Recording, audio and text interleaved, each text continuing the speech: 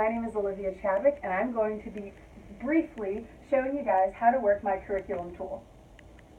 So, my team taught kids, and so I made this game applicable to kids ages 9 to 12, and kind of geared the questions and the pictures for that age group. So what we have is a wheel that they get to spin, and once it lands on a particular food, I will ask them the question, how can you make this food healthier? And as you can see, I strategically picked 12 different foods that most kids eat. They're very common in the American diet, and they're easy substitutions to make it healthier. I created this tool because I saw a need for kids to understand the idea of substitutions. We are faced with decisions involving our diet every day, and having students apply the lesson to the real world and have the ability to help their family choose healthy alternatives will have a lasting impact on the community.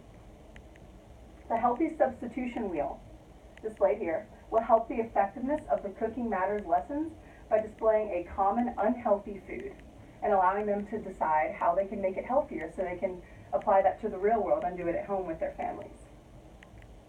The skills can be carried with them for the rest of their lives, and it teaches them that pizza, for example, isn't a bad food. It's a sometimes food, and you can make the crust thinner, you can add spinach, or you can take away less cheese and take away the pepperoni for a healthier kick.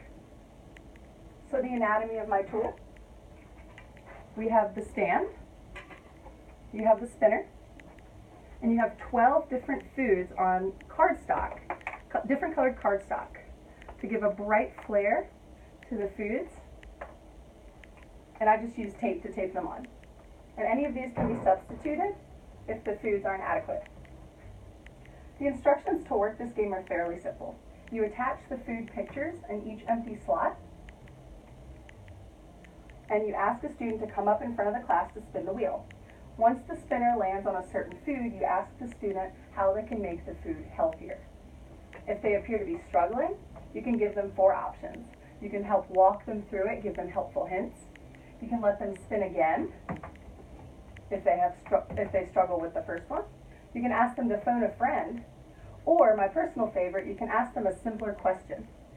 So one of the students that was in my group was struggling with the question, so we reviewed my plate every single week for 5 weeks. So I asked them, can you name any my plate groups in this food? So for example, protein for the cheeseburger, or you would have, again, protein for the chicken, grains or whole grains for the roll. And so that would definitely be an easier question for the kids to tackle. And here are a few pictures of the actual implementation. We have the kids sitting down, and there's the wheel, and there's me nudging Rashad to help him answer the question correctly. Here's another view. And the last one. So the kids definitely enjoyed it, and everyone was paying attention. And if we need discipline done, my team members were excited to help make it quiet and a good learning environment. So lastly, I have a couple pro tips. Some kids got discouraged if they didn't know the answer, so again, I would give them the 4 options.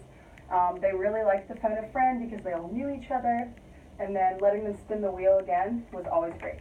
And I learned 3 major things. I learned that kids are smarter than you think, they love to spin wheels, and positive reinforcement is the key. So thank you so much for watching, and good luck.